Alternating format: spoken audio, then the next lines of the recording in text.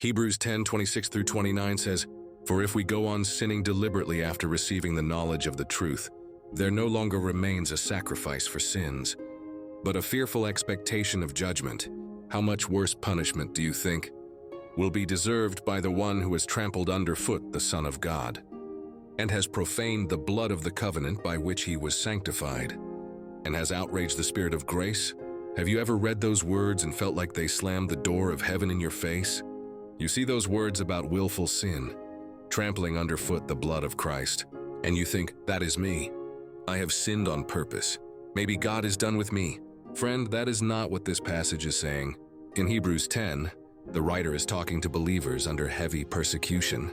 They were tempted to walk away from Jesus completely, abandoning the church, leaving behind the gospel, and going back to the old religious system to avoid suffering. That is not just struggling with sin, that is fully siding with those who crucified Christ. This passage is not about the Christian who falls, repents, and gets back up. It is about rejecting Jesus as Savior and deliberately leaving him for good. If this verse scares you, that is actually evidence your heart has not done what Hebrews 10 warns against.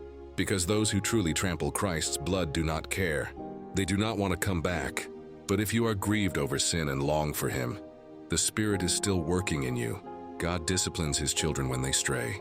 Hebrews 12 says his discipline proves you belong to him.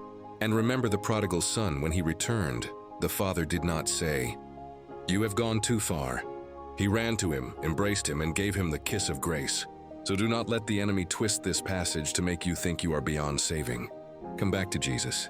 All of the Christian life is coming back to Christ again and again. It is a life of believing, repenting, and believing afresh.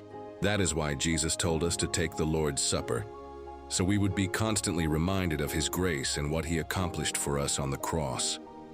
When you come back to him, you are not coming to a Savior who shrugs or turns away.